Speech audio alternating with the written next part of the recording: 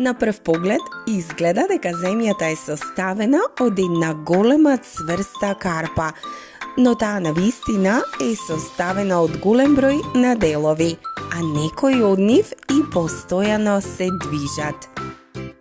Можете ли да замислите дека земјата е составена од повеќе слоеви, нешто слично како кромидот?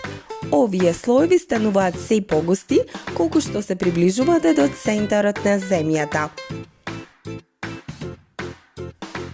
Погледнете ја сликата за да ги видите 4 главни слоеви на земјата: кора, обвивка, надворешно јадро и внатрешно јадро.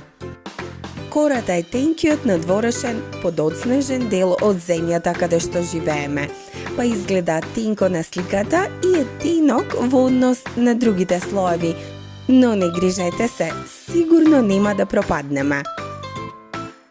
Кората не е секаде иста, но варира од околу 5 км дебела во океанско дно до околу 70 км дебела на копното каде што живееме и таа се нарекува континентална кора. Континенталната кора е составена од карпи кои се постојано првенствено од силика и алумина наречени сијал. Следниот слој на земјата се нарекува обвивка или мантија. Обвивката е многу подебела од кората на длабочина од речиси 3000 км. Составена е од малку различни силикатни карпи со повеќе магнезиум и железо. Тектонските плочи се комбинација од кората и надворешната обвивка наречена и литосфера.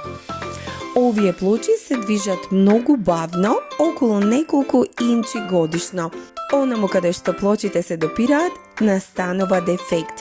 Кога плочите се поместуваат и границите се судираат една со друга, тоа предизвикува земјотреси. Надворешното јадро на земјата се состои од железо и никел и е многу жешко, до 5000 степени Целзиусови. Ова е толку жешко што металите на железо и никел се течни.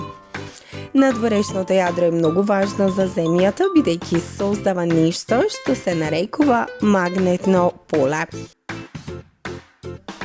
Магнетното поле што го создава надворешното јадро излегува во Вселената и прави заштитна бариера околу земјата што не штити од штетните сончеви зраци.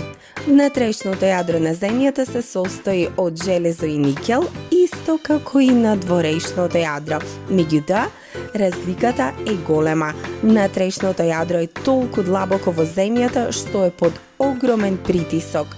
Толку многу притисок што, иако е толку жешко, сепак е цврсто. Внатрешното јадро е најтоплиот дел на земјата и тоа достигнува температура до над 5000 степени и е приближно жешко колку и површината на сонцето.